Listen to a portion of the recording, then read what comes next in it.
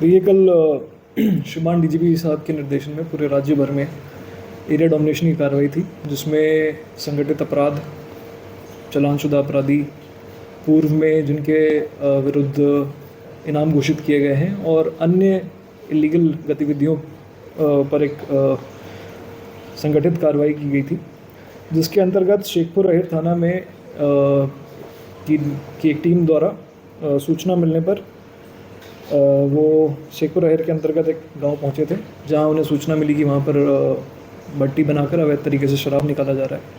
मौके पर पहुंचने के बाद वहां पर जो एक अभियुक्त था उसको गिरफ्तार करने की कोशिश की गई। मौके से जो अवैध शराब जो उसने बना रखी थी उसको कब्जे में लिया गया एवं जो भट्टी और अन्य चीज़ें वहाँ पे वाश थी उसको नष्ट किया गया। इसी दौरान जो अभियुक्त था उसके कुछ घर वाले वहाँ पर पहुँचे, जिन्होंने पुलिस के साथ उलझने की कोशिश करी। आपस में इनकी थोड़ी धक्का मुक्की हुई, जिसमें पुलिस के ज़ाब्ते द्वारा इनको समझाइश करने की कोशिश की गई कि इस तरह से करने से आपके खिलाफ़ कार्रवाई की जाएगी।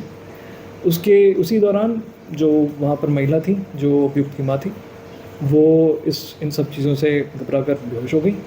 बेहोश होने के बाद पुलिस ने मौके को संभालने के लिए वहाँ से एम्बुलेंस को बुलाने की कोशिश की गई, बट गांव जहाँ पर पड़ता है वहाँ पे रास्ता दूर होने की वजह से उन्होंने महिला को बिगड़ती हालत को देखते हुए सोचा कि इनको एक बार प्राथमिक उपचार के लिए अस्पताल ले जाते हैं, जिसके लिए उनका एक वीडियो सामने आया है जिसमें वो उनको बाइक पर बैठाते हुए दिखते हैं।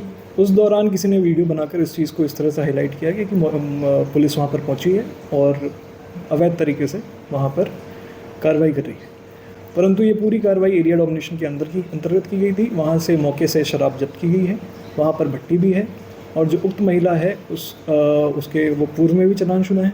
उनके पति के खिलाफ भी 5 मुकदमे हैं, जिसमें हथकर शराब बनाने के मुकदमे हैं। और इसी दौरान यहाँ से जब उनको लेके वो हॉस्पिटल गए तो हॉस्पिटल में उनकी जांच करवाई गई।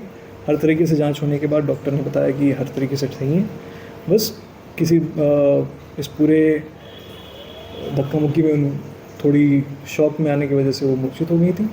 उसके बाद उनको थाने पर लाकर उनके परिजन को सपोर्ट किया गया। इस पूरी कार्रवाई को देखते हुए गांव के कुछ लोग इकट्ठा हुए थे, जिन्होंने इस पूरे मैटर को जाने अनजाने या जैसे भी अवैध तरीके से पुलिस की कार्रवाई बताई गई है। परंतु इस पूरे मामले की सच्चाई तक पहुंचने के लिए हमने जो थाने की पुलिस गई थी उनके खिलाफ़ एक परिवाद लिया है, जिस पे जांच हमने ऑलरेडी शुरू कर दी है। अगर पुलिस की कर्मियों द्वारा किसी भी तरीके की इलीगल गतिविधि पाई जाएगी तो उनके खिलाफ़ सख्त से सख्त कार्रवाई की जाएगी और इसमें जांच जारी है। जैसे कुछ होगा हम आपको शेयर करेंगे। इसमें सर जिस शख्स को गुरदीप नाम का शख्स और उसका एक नाबालिग बेटा है, उनको अरेस्ट किया गया है। उसके खिलाफ ना तो कोई मुकदमा है और वो एक कंपनी में अकाउंट्स हेड है जो अकाउंटेंट का काम करता है। अरेस्ट नहीं किया, उसको हिरासत में लिया गया था। नहीं, ऐसा उसी को हिरासत में लेने के बाद ये पूरा बवाल हुआ। नहीं, ऐसा हिरासत में लेने की कोई बात नहीं थी। कई बार क्या होता है, मौके पर जब मामला बिगड़ता है तो अग्रिम पूछताछ के लिए थाने पर लेकर आते हैं। थाने पर लाने के बाद जब उनसे पूछताछ की गई तो उनसे पता चला कि इनका इस मैटर से कोई रिलेशन नहीं है, बस वो मौके पर थे और उनके सपोर्ट में थे।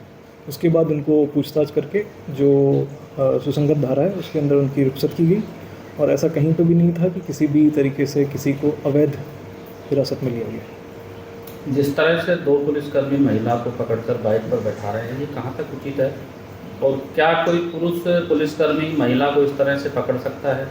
कानून के हिसाब से कितना लीगल है? देखिए, जहाँ तक बात है कि महिला को पकड़ सकते हैं या नहीं पकड़ सकते, कई बार ऐसी इमरजेंसी सिचुएशंस आती हैं। अगर किसी की तबीयत ख़राब हो रही हो तो पुलिस, वो महिला हो या पुरुष, अगर किसी की तबीयत ख़राब हो रही हो तो वो हेल्प करने के लिए बिल्कुल ऐसा कर सकते हैं।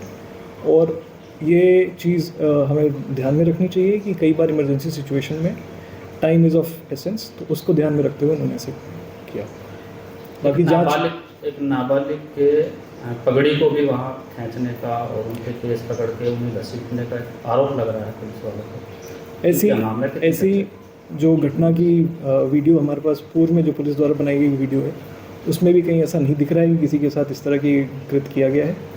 और अगर ऐसा किया भी जाता तो इस मैटर को हमारे सामने भी आता और इस पर उस समय ही हम कार्रवाई करते हैं। पर ऐसी हमारे सामने कोई भी ऐसी बात नहीं आई है कि किसी के साथ इस तरीके के अमानवीय व्यवहार किया गया हो।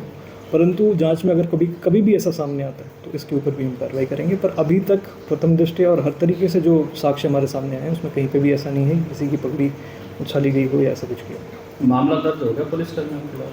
जांच करेंगे, जांच में अगर ऐसे तथ्य सामने आएंगे तो फिर हम मामला दर्ज करेंगे। तो जांच के लिए कोई कमेटी गठित की है सर या सामने? ये जांच सीओ तिजारा के द्वारा की जा रही है, उसमें एडिशनल एसपी का सुपरविजन रहेगा।